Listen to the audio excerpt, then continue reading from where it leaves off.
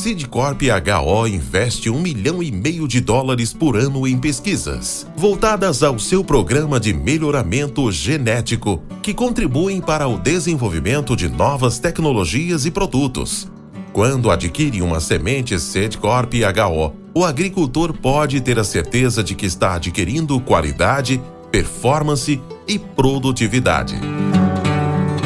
Seedcorp HO, uma empresa presente em todos os elos da cadeia de sementes.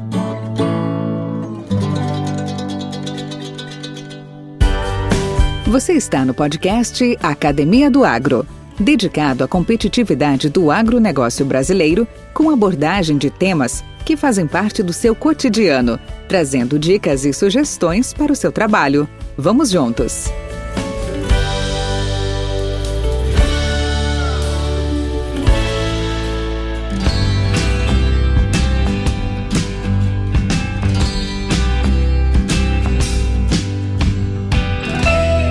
Consultor independente no agro é o profissional que presta serviços de avaliação e mentoria a produtores e empresas que precisam de orientação em algum aspecto de sua operação produtiva, comercial ou na gestão de assuntos empresariais. O consultor trabalha com seu cliente para identificar os pontos fortes e fracos inerentes à estrutura operacional atual, ao mesmo tempo que oferecem conselhos sobre como maximizar a eficiência das vantagens e, ao mesmo tempo, minimizar o impacto das desvantagens. As empresas podem contratar um consultor agrícola independente para ajudá-las a melhorar sua infraestrutura de produção e comercialização, por exemplo. Os empreendedores rurais que possuem necessidades específicas em uma determinada área provavelmente contratam os serviços de um consultor independente para reestruturar um componente do negócio de forma a ajudá-los a se aproximar de seus objetivos. Outra abordagem do consultor tem a ver com uma ampla avaliação das operações das atividades no campo. Neste cenário, ele avaliará sistematicamente cada setor, processo e procedimento associado ao negócio. O consultor buscará aprimorar os aspectos que já estão funcionando bem, ao mesmo tempo em que redefine, elimina ou altera os aspectos que parecem atrapalhar a operação geral. Isto pode incluir várias recomendações para unir áreas, adicionar ou eliminar posições dentro da estrutura operacional ou retrabalhar completamente um processo associado a uma ou mais áreas. Um dos recursos mais importantes que o consultor independente possui é o conhecimento prático sobre o assunto da consultoria oferecida.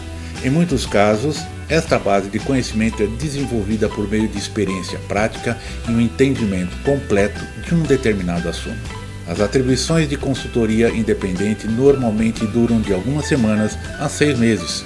Dependendo do tipo de serviço de consultorias oferecidos, o profissional também pode trabalhar com vários clientes ao mesmo tempo, proporcionando uma grande diversidade na jornada do trabalho. Hoje conversaremos com Ivan Marcelo Molocha Greda. Ele é engenheiro agrônomo com especialização em fitotecnia e marketing e que irá nos contar alguns segredos para conquistar o sucesso. Movido a desafios, aprecia ajudar os outros, reconhecendo a importância do trabalho em equipe para conseguir realizar, conquistar e alcançar novos e melhores objetivos. Vem comigo! Podcast Academia do Agro. Salve, salve, Ivan Greda! Como é que você está? Tudo bem? Bom dia, Valdir. Prazer em estar aqui com você, dando essa palavrinha aqui, contribuindo com a Academia do Agro. Que bom, cara. Você sabe que eu já falo isso repetidamente, mas eu não me canso de falar. Para mim é uma satisfação muito grande, tá? Porque ele vem ao encontro da origem do podcast, por que nós desenvolvemos esse podcast, que é trazer à baila informações, trazer curiosidades, trazer entretenimento, por que não dizer, mas principalmente conteúdo rico para esse pessoal que está nos ouvindo, de trajetórias e caminhadas de grandes profissionais que eu tive a oportunidade e a felicidade de participar e de conviver, como de outros que eu não tive uma proximidade tão grande, mas que também me satisfaz, que muito me alegra, porque todos têm histórias muito bonitas, muito bacanas. E você sabe, né, Ivan? As pessoas nos conhecem pelo sobrenome, né, empresarial. Não, é o Valdir da Maná, foi o Valdir da Pioneer, é o Valdir hoje do podcast, né? Mas quem é o Valdir Franzini? Quem é o Ivan Agreda? Quem foi Daniel? Quem é Daniel? E a coisa vai. Então, isso que é um negócio muito bacana, muito legal. Ivan, você sabe que eu começo perguntando, né? E aí? Onde tudo começou, cara? Conta um pouco da sua história para nós. Então, Valdir, gratamente você sabe que nós tivemos um compartilhamento de momentos e de anos aí de trabalho ali em nossa querida Rio Verde. Você está na Pioneer já, na Maná primeiro, depois na Pioneer, e enfim, depois nós conhecemos ali, eu do outro lado, né? Não estava na área comercial ainda, trabalhando a nível de produtor, e tivemos a grata, digamos, eu tive a grata satisfação de conviver muitos anos com você, e depois como colegas também dentro da Pioneer, através de você, inclusive. Mas contando um pouquinho sobre mim, e até para o pessoal que não me conhece ter uma ideia da nossa caminhada, é o seguinte: eu sou peruano, se deve notar pelo sotaque ainda, apesar de estar com a garganta um pouco ruim esses dias. Sou peruano, nascido em Lima, sou o quarto filho de uma família de 10 irmãos. Minha mãe, coração generoso, criou 11, criou mais uma menina, filha de um familiar, de um primo, que ficou viúvo. Enfim, considero que somos 11 irmãos hoje em dia. Estudei o primeiro e segundo grau nas escolas salesianas, dos padres salesianos, uma formação religiosa bastante firme. Ao fim do meu segundo grau, eu quis desbravar o mundo e me aventurei para estudar agronomia aqui no Brasil. Particularmente fiz faculdade na Universidade Federal do Mato Grosso, e logo depois de formado eu fui trabalhar então em Rio Verde. Rio Verde era um polo agrícola naquele ano, os meados dos anos 80, início dos 90, onde atraía bastantes profissionais. Para lá eu fui, através de amigos em comum, enfim, e trabalhei a nível de produtor. Na época entrei para trabalhar com um grupo conhecido para nós ali, o Vitel Pimenta, que trabalhava com uma área grande, era considerado um grande produtor naquela época, com 10, 12 mil hectares, e eu trabalhei, foi o meu início profissional, foi onde eu me fiz agrônomo de fato, não apenas academicamente, e tive a felicidade de trabalhar com produção de grandes áreas, de soja, milho, feijão. Nessa época, eu permaneci ali por 10 anos, e nessa época, nesse intervalo de tempo, construímos uma sementeira de semente de soja, atendendo o mercado regional. Trabalhamos com bastante armazenamento também, enfim, desenvolvi bastante a minha área profissional.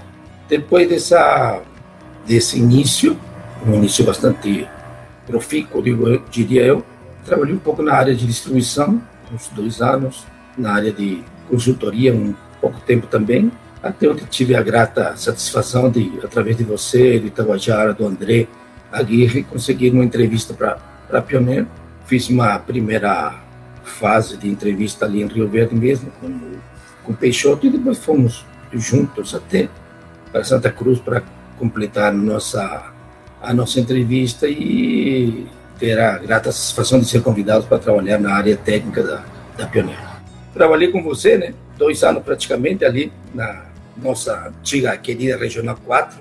Fizemos aí todo o nosso início ali na Pioneer, e depois de quase 2 anos fui convidado pela área de produção, através do Geraldo Avanço, que estava assumindo na época a produção em Brasília, da área de soja. Também foi um período bastante bacana, né, onde me lembro muito bem, o nosso primeiro plano de produção era 200 mil sacos, e 10, 11 anos depois eu saí da produção deixando um plano de produção de 4,8 milhões de sacas. Então tivemos uma caminhada bastante longa, bastante desafiadora, bastante grata também, porque a gente conseguiu, na medida do possível, atender os grandes volumes que a empresa demandava.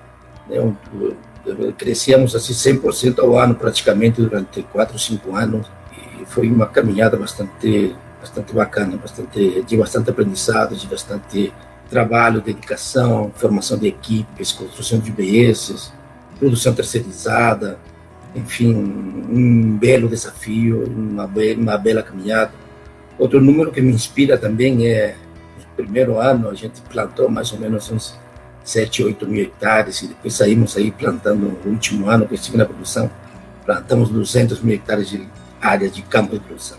Então isso dá uma ideia, uma dimensão do trabalho que fizemos e da alegria que eu tive de ter tido a oportunidade através da empresa de participar dessa caminhada junto com a Pioneer. Logo eu terminei meu trabalho na Pioneer na área comercial. No último ano e meio eu fiz uns cursos de MBA em marketing na Fundação Getúlio Vargas, e depois pedi uma oportunidade na empresa e eu assumi uma gerência de comercial no Mato Grosso do Sul. Também um novo aprendizado, uma nova perspectiva profissional para mim, que foi de bastante interesse, bastante valia, enfim, a volta à área comercial. Depois desse tempo, saí da Pioneer e iniciei um trabalho a convite do Daniel Gratz, que já estava na Cidicorp, assim, uma gerência de desenvolvimento de mercado. Lá estive por pouco tempo, em Goiânia, aí quase um ano, quando eu recebi o convite de um dos sócios da Cidicorp, que é o senhor Oscar Strocho, através da Semente Produtiva. Ele me fez convite para gerenciar a área de produção dele aqui em Formosa, por questões familiares, que eu estava também sediado em Brasília, né? E acabei aceitando esse desafio, e foi uma época bastante grata também, de bastante trabalho, bastante desafio. Trabalhar com o Oscar, uma grande satisfação. Durante 3 anos estive aí à frente da produção em uma área aí de uns 22, 23, 24 mil hectares, e área de campo, e 4 vezes em Goiás, Minas, Bahia, Tocantins, com safra de inverno. Foi um belo trabalho. Me considero um abençoado profissionalmente de ter mantido todos esses anos na ativa e no mercado. A grosso modo, essa é a nossa trajetória, Claudinho. Ajudamos algumas empresas e eu acredito que participamos grandemente desse crescimento que teve a agricultura e o agronegócio brasileiro. É um dos orgulhos que eu tenho. Podcast Academia do Agro. Ivan, tem um monte de perguntas aqui para te fazer, mas eu vou tentar dar uma sintetizada nelas, porque de fato ela vai cair na pergunta final dos desafios, sabe? Então, assim, uma das perguntas que eu queria te fazer, e vai estar embutida na maior, tá? É como descrever essas cadeias produtivas hoje, no momento do agronegócio, se nós estamos em evolução ou não, quais são os grandes desafios para o agro, a questão da pirataria. Mas a gente sabe que hoje o grande carro-chefe desse agronegócio, um dos grandes carro-chefe, chama-se soja. A soja hoje é o principal produto da agricultura brasileira. O Brasil também é líder mundial na sua produção, grande parte do seu volume é destinado ao mercado estrangeiro. A nossa vantagem competitiva é que a comercialização desses grãos ocorre no período de entre-safra dos países lá do norte, e para onde a exportação acontece em maior quantidade e cujo destino final sempre é a alimentação de rebanhos e a alimentação humana.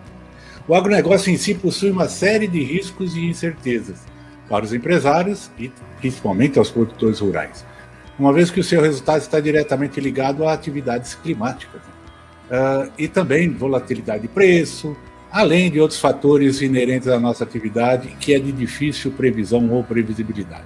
Os principais desafios para a produção de soja, usando a soja como exemplo, são de ordem fitossanitária: ferrugem, cervejo, nematóide, plantas, clima, herbicidas, manejo de solo, tolerância seca, alta produtividade, e vamos embora.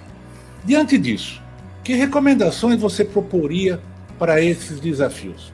Que análise que você faz desse meu depoimento que eu pus agora em relação ao agro? Assim, Valdir, tem vários aspectos que você abordou ali, na realidade são discussões bastante amplas, mas falando inicialmente da cadeia do agronegócio. A cadeia do agronegócio ela é bastante ampla e tem um número que eu me permiti dar uma olhada e que ele expressa com bastante clareza a expansão e a participação e o crescimento que o agronegócio teve na participação do PIB nacional. O agronegócio ele inicia com fornecimento de insumos das indústrias fornecedoras de insumos, passa pelo processo de produção através da atividade produtiva do produtor rural em si, produzindo as commodities, soja, milho, leite, carne, etc. Passa pelas transformações, as indústrias de transformação, e depois passa pela distribuição e vai para o consumidor final. O número que ilustra essa participação é dizer, por exemplo, que no final dos anos 90, o PIB brasileiro era de mais ou menos de 890 bilhões de reais. E o agro participava com 250 bilhões de reais. Extrapolando isso para o ano 2020, nós temos um PIB na faixa de 7 trilhões e meio de reais e uma participação do agronegócio da ordem de 26%, com 2 trilhões de reais. Então, veja bem que em 20 anos, praticamente, 20 e poucos anos, a gente aumentou de tamanho nas 8, 9 vezes, certo? Então, e a participação do agronegócio dentro do PIB nacional é muito significativa. Quer dizer, todas as cadeias dentro desse processo de produção que eu falei agora, de insumos, de produção, de transformação de produto, de distribuição e de comercialização, sofreram uma enorme transformação. Aumentaram as indústrias, aumentaram as áreas de produção, aumentou a produtividade correndo por fora. A única coisa que, dentro desses aspectos que muitas vezes não consegue acompanhar, é o crescimento da infraestrutura, certo? E aí vamos falando um pouco sobre as dificuldades que o produtor tem para produzir. Quais são as principais dificuldades, desafios do agronegócio, digamos assim? Poderíamos falar várias, mas principalmente carga tributária, uma carga tributária que é muito burocrática, muito injusta, em alguns momentos, que pena o produtor e, porém, pena o consumidor final, certo? O desafio de cada vez mais presente a nível mundial, inclusive, de diminuição do impacto ambiental. Se o Brasil ele teve um crescimento de produção e de produtividade, principalmente, muito significativo. Se nos anos 90 a gente considerava normal uma produtividade de soja da ordem de 45, 50 sacos por hectare, nós estamos atingindo hoje praticamente 70 sacos por hectare de média, né? Melhores produtores chegando a 80 sacos por hectare. Concurso de produtividade estão chegando a 100 sacos por hectare, 100 e poucos sacos por hectare. Se a gente vê também que no final dos anos 90, o preço de uma saca de soja era da ordem de 9, 10 dólares. Então, quando vendia a 11, 12 dólares, ganhava um absurdo de dinheiro. Hoje nós estamos falando em 25, 28, 30 dólares a saca, e com uma produtividade 50, 60% maior. Então, isso que é o tamanho do agronegócio brasileiro. Milho, mesma coisa. Milho aí saíram de produtividade de 90, 100, 110 sacos por hectare para 200, 210, 220 sacos por hectare. Preços por médias de milho, no final dos anos 90, 4 dólares e meio, 5 dólares, 5,50. Estamos falando hoje de 15 dólares, 17 dólares, 18 dólares.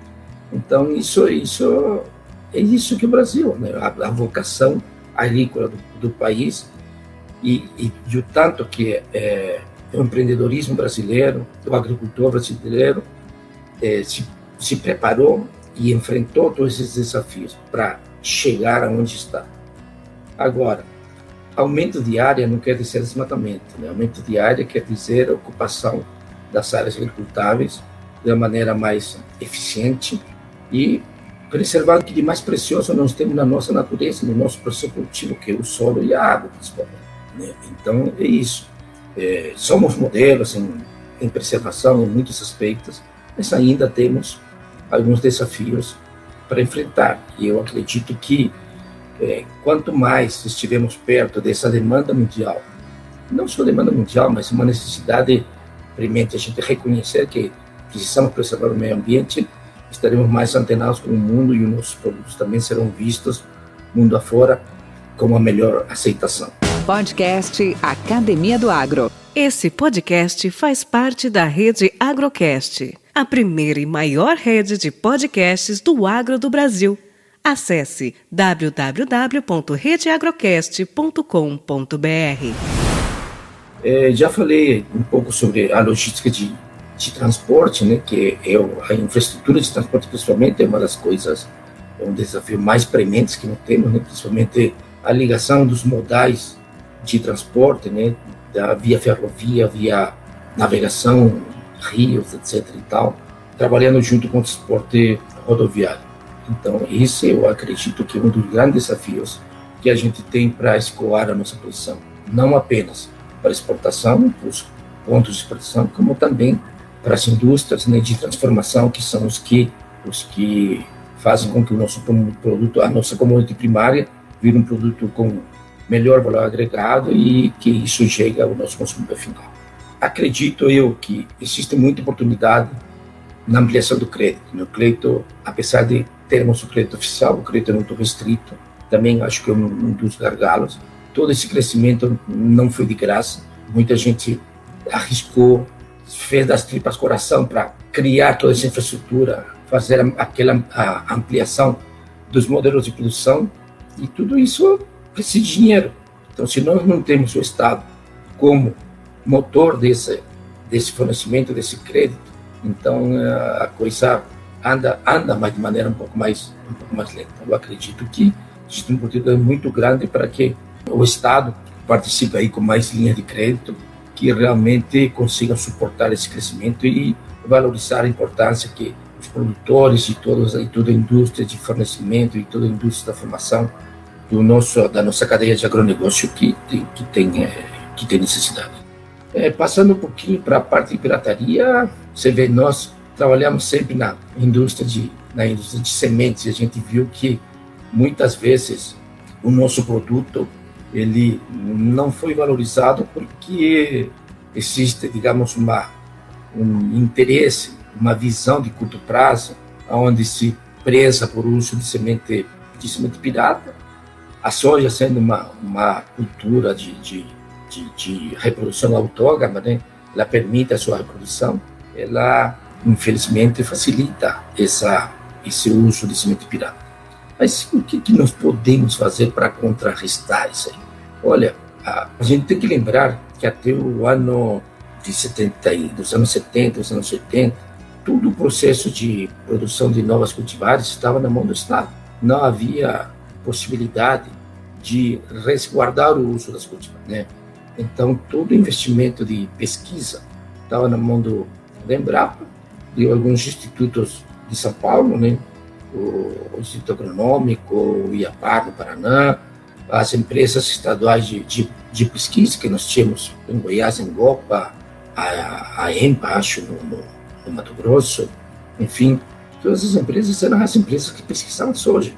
E logo após a Lei de Proteção de Cultivares, né, é que realmente se parte para essa visão de que não, o meu produto, o fruto da minha pesquisa vai ter valor, vai ser valorizado, certo? Começou primeiro em 96, quando a Lei de Propriedade Industrial aceitou que a introdução de genes transgênicos nas culturas pudesse ser patenteado. Isso já foi um marco, digamos assim, de transformação.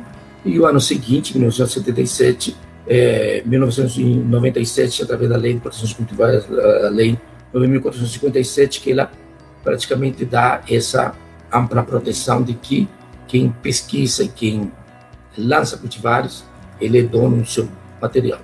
Infelizmente, esse marco que dá aquele pulo com que as empresas privadas realmente entrem e investam no processo de pesquisa, durou pouco tempo, porque já em 2004, através do decreto 5.153, que regulava a lei de sementes muda, promulgado em 2013, ele abriu uma brecha muito grande, uma interpretação errônea da lei, que fez com que se abrissem oportunidades para o uso de semente própria. Só que o uso de semente própria ele nunca foi permitido por lei para ser feito da maneira que ela é feita hoje em dia, certo?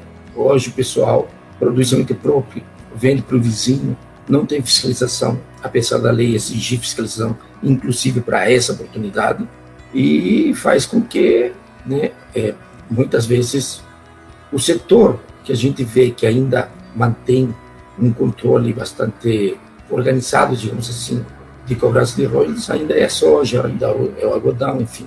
Mas tem outras culturas aí que isso não é muito premente.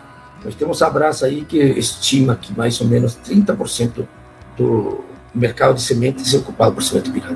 O produtor tem que botar a mão na consciência de que está utilizando um produto que não tem os requisitos que a gente precisa ter numa semente produzida de um sistema de produção organizado, que seria a preservação da qualidade física, fisiológica, genética, onde tudo isso seria preservado. A semente pirata não tem compromisso com nada, tem compromisso apenas com preço, com oportunidade, com uma facilidade errônea de economia que, na realidade, acaba sendo um tiro no pé.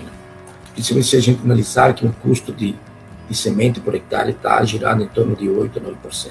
Então, não vamos arriscar um 100% de investimento em lavoura para tentar economizar o 8%, né, que não é 8%, acaba sendo 3, 4, 5%, eu acho que é um despropósito. Né?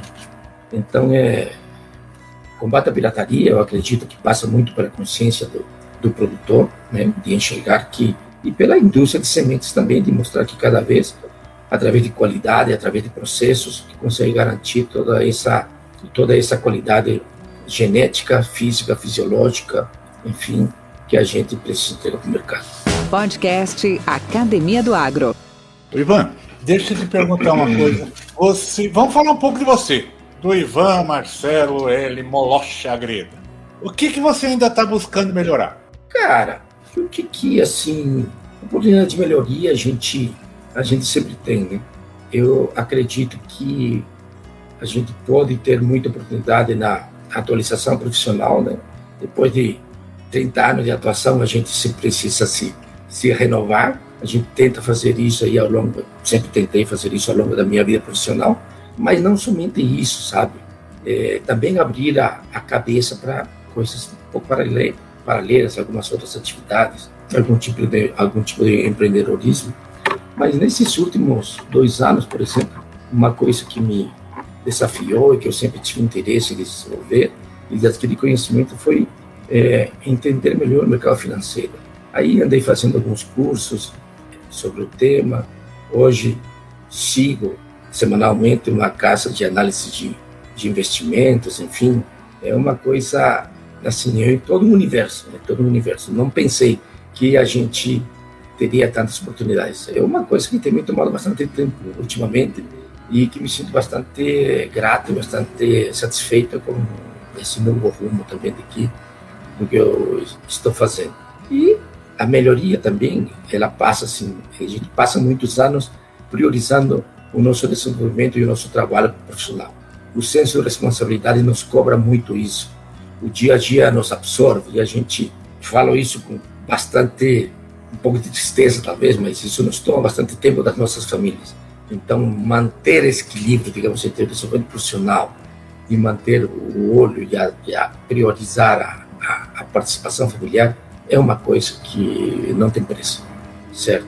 Então, é isso que eu tenho melhorado, ampliar minha visão lateral para outro tipo de atividade e me dedicar bastante à minha família e, por que não, também cultivar talvez com mais afinco algum esporte, então ter uma vida um pouco mais calma. Eu acredito que nesses 30 anos a gente contribuiu bastante, mas agora também a gente nunca vamos sair daquilo que fazemos, né? Porque isso aí é a nossa essência. A agronomia é uma paixão, embora eu seja um cara de origem 100% urbana, mas me sinto muito satisfeito com o rumo que a minha vida profissional tomou. Ivan, nessa sua linda trajetória, nessa caminhada, com toda essa experiência, com toda essa competência e conhecimento adquirido, em que momento dessa caminhada você teve um baque? Aquela hora que você falou assim, rapaz, para onde que eu vou agora? Eu estou meio fora dos trilhos agora, o chão saiu debaixo dos meus pés. E, principalmente, que momento foi esse e o que você fez para superar? Cara, assim, um momento muito desafiador por vários anos. foi quando eu estive na produção de soja. Primeiro porque na Pioneer, né? Dentro da Pioneer. Primeiro porque nós tínhamos um time comercial muito focado que demandava grandes volumes de produto anualmente. E a gente não conseguia transformar, digamos, atender esse volume de produção na velocidade que o time comercial demandava, né? Então, todo ano era um desafio maior tentar atender esses volumes. Então, teve anos que a gente falava assim, nossa senhora, o que vamos fazer, né? O volume dobrou, o plano de produção dobrou, procurar novas áreas, novas regiões de produção, novos produtores, novos parceiros. Não digo que a gente ficou, que o chão sumiu, acho que nunca sumiu, mas nos desafiou a aprimorar os nossos protocolos de produção, aprimorar as nossas capacidades, aprimorar, digamos, o treinamento dos nossos times de produção, para que a gente tivesse sempre assim a menor, digamos assim, o menor descasamento entre o volume demandado, prometido e entregue para nosso time comercial. Então, vivi isso por vários anos. Acredito que um desafio eterno dentro do processo de produção de soja atender essa demanda. A soja é uma das culturas que mais renova o germoplasma a cada ano, está renovando o germoplasma. Então, isso dentro de toda empresa é você atender esses volumes. Enxergar o que o mercado precisa o ano que vem e você tentar se preparar com um volume adequado para atender essa demanda e depois suportar essa demanda anualmente. Eu acho que foi dos grandes desafios que eu tive e onde digamos assim, o Se Vira nos 30 funcionou de maneira bastante rápida também. Uma anedota dessa época é assim, né? A gente fazia todos os anos, durante o desenvolvimento das lavouras, a gente fazia junto com o time de pesquisa, a gente saía aí durante 15 dias, e o time comercial também, em produção, pesquisa e o time comercial, diretoria também participou muitas vezes junto conosco, dessas visitas, né, aos pátios, aos campos de pesquisa e aos campos comerciais, para analisar a performance do produto. E uma vez, a gente por muitos anos escutou muitos elogios, mas também algumas críticas a gente anotava e trazia isso como oportunidade de melhoria. E uma vez um produtor guardou para mim um gancho de uma lona de caminhão que o cara encontrou dentro de um saco de semente de soja. E eu levei esse ganchinho, né? Agradeci a ele pela crítica, né? E eu usei muitas vezes isso nas nossas reuniões para dizer para os nossos times que o produtor comprou semente de soja e não comprou aquele ganchinho, né? Aquele ganchinho era uma falha nossa de produção. Mas eu guardo aquele ganchinho até hoje, né? Mas que foi realmente assim uma lição que a gente recebeu, um feedback, além de muitos elogios, de muita satisfação pela performance do nosso produto. Mas esse ganchinho me fez rever bastante coisa. Muito bom, muito bacana.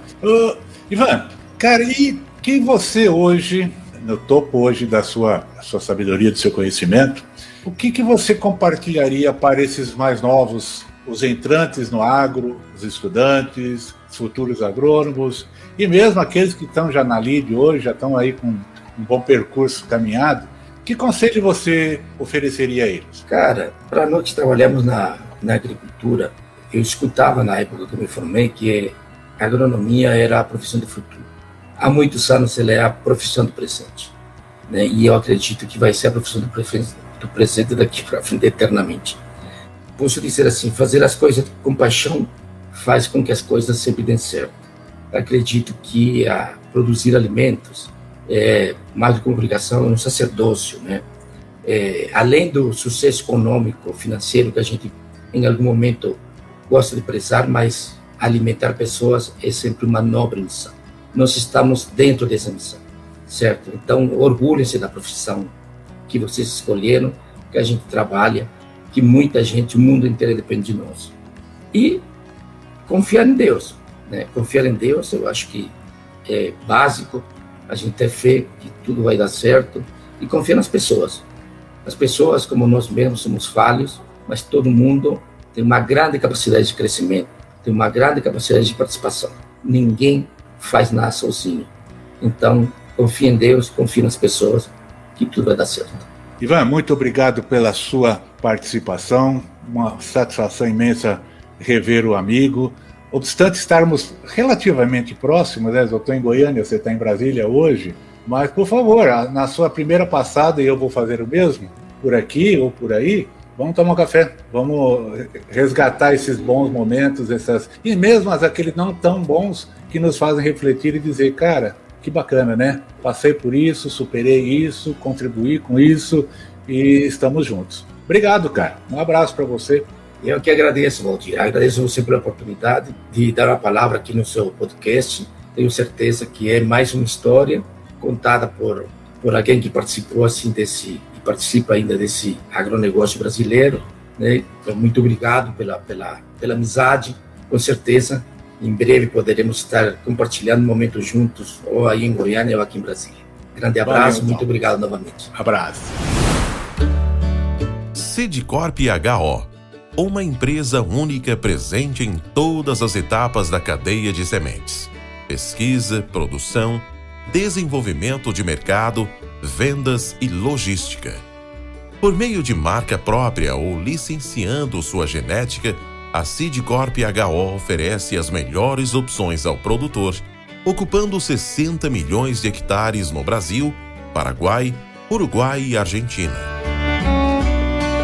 Sidcorp HO, uma empresa presente em todos os elos da cadeia de sementes.